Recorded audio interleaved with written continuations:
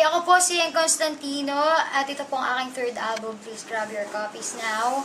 At pati yung music video ko, i-request nyo kung gusto niyo sa mix space, vote space, lapit sa 2366.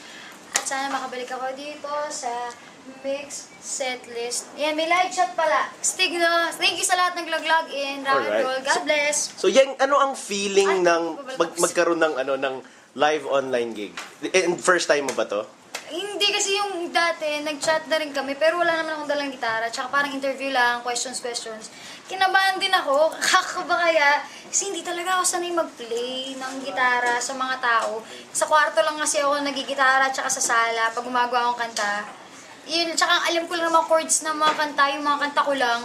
Kaya yun, kinabahan ako, halata naman nila yun. Sige, yan pag-usapan natin yung third album mo. Ayan, para sa mga hindi nakakaalam, sino ba ang nag-produce nito? Si Raymond Marasigan. Yun, yung vocalista ng Sandwich.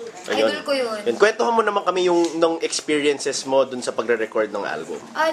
From morning hanggang minsan maabot kami ng madaling araw, nagtatrabaho kami. Kaya ang bilis namin natapos yung album, 1 week lang, tapos na.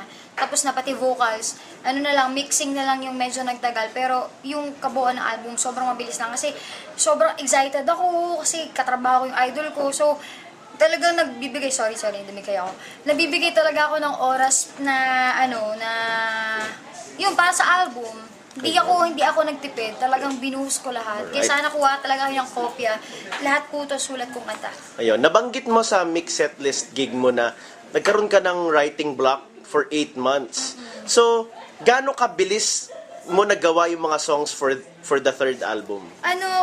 Pag sumulat ako ng kanta, hindi kasi ako nagtatagal ng araw mabilis lang ako gumawa. Pag nasa mood ako lalo na, isang oras, ganun, kalating oras. Matagal yung 3 oras.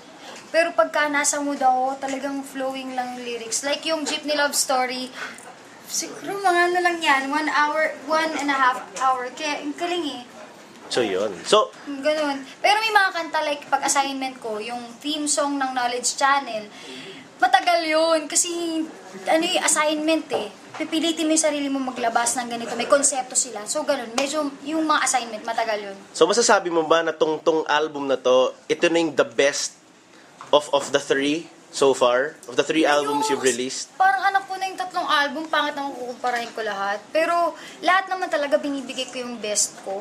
Kaso lang kaibahan sa third album, nandun ako from scratch. Andun talaga ako simula umpisa hanggang matapos yung album. Hanggang sa ma-mix na, pag meron akong ayaw sa mixing, kuya, pwedeng ulitin natin yung mix ng ganito. May input talaga ako. So kung ano yung marinig yung tunog, ibig sabihin yun yung tunog na gusto ko. Yun yung pinlanok sa utak ko na, ito yung gusto kong tunog.